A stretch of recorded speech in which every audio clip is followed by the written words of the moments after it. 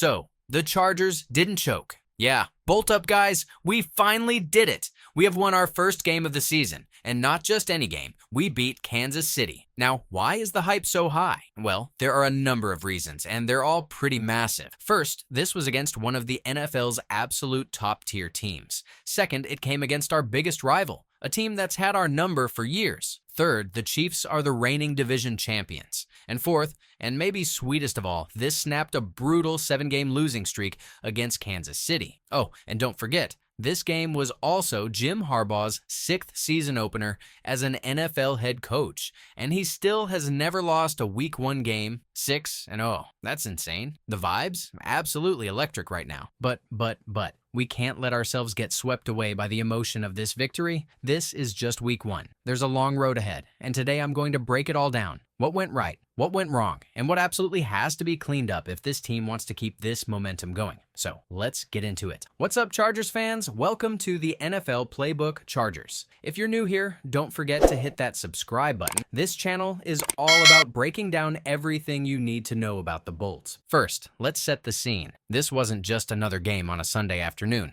This was prime time in Sao Paulo, Brazil, in front of a sold-out crowd that was mostly pro-Chiefs. The NFL wanted a show, and these two teams delivered. But for the Chargers, there was something extra at stake. Think about this. The Chargers hadn't beaten Kansas City since September 26, 2021. That's 1,440 days, 7 straight losses, some of them heartbreakers, some of them embarrassing. This wasn't just about starting 1-0. This was about finally knocking off the big dog, proving that we belong at the grown-ups table in the AFC. And right out of the gate, you could feel something different. Herbert looked locked in. Greg Roman came out aggressive. The defense was flying around. You could just sense it through the TV. This team was ready. The first quarter couldn't have started better. Herbert hit Quentin Johnston for a 5-yard touchdown to open the scoring. Cameron Dicker, the kicker, added a field goal to make it 10-0. And for the first time in a long time, the Chargers had the Chiefs on their heels. Kansas City answered with a field goal of their own,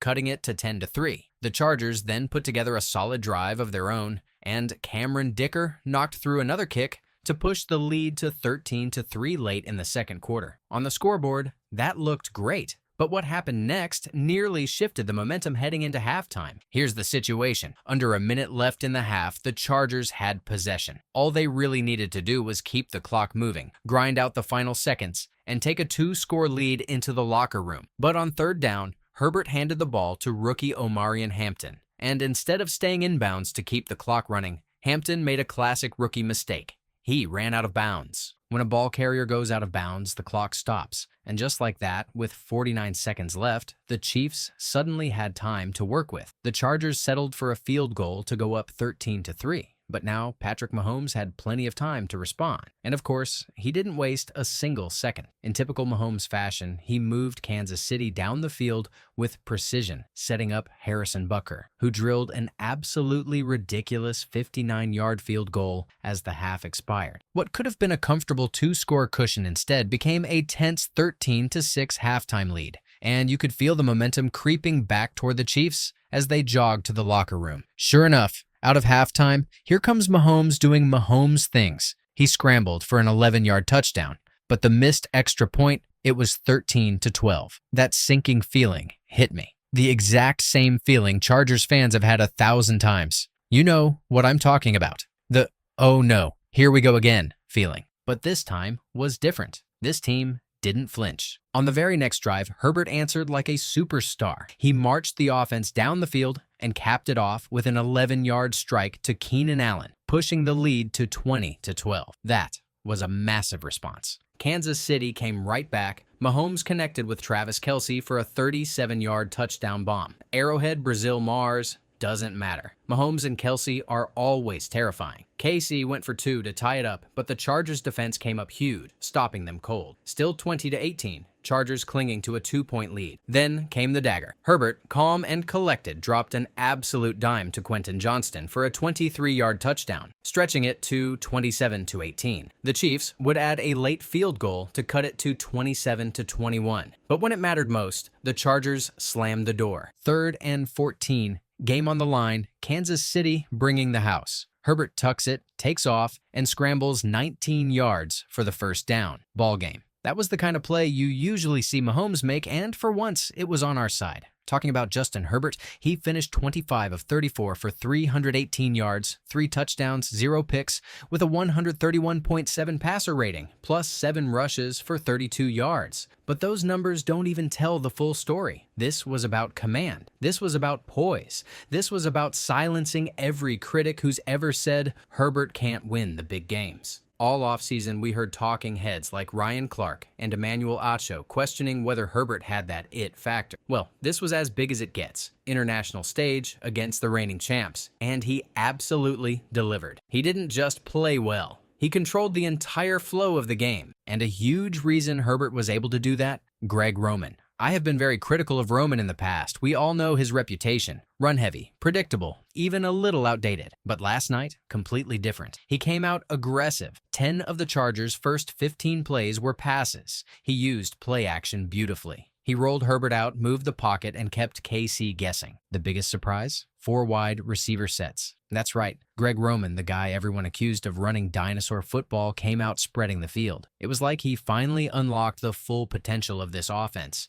Even pulled out a wild direct snap to tight end Tyler Conklin at one point. Risky, sure, but it worked. Speaking of weapons, how about Quentin Johnston? This was his coming out party. 5 catches, 79 yards, 2 touchdowns, and most importantly, a level of confidence we hadn't seen before. His route running was sharp, decisive, and he made clutch grabs in high-pressure moments. After some shaky outings last season, this was exactly what the Chargers needed to see from him. Keenan Allen, the ageless wonder, did what Keenan Allen does. 7 receptions, 68 yards, a touchdown, and countless drive-extending plays. When Herbert needed a reliable target on 3rd down, Keenan was there. And Ladd McConkey might not have lit up the stat sheet, but his 6 catches for 74 yards were quietly essential. He worked underneath. He found soft spots in the defense, and he gave Herbert a safe outlet when KC's pressure was bearing down. The passing game looked as deep and balanced as it has in years. And I cannot say enough about the offensive line. Coming into this game, this was the biggest question mark. No Rashawn Slater,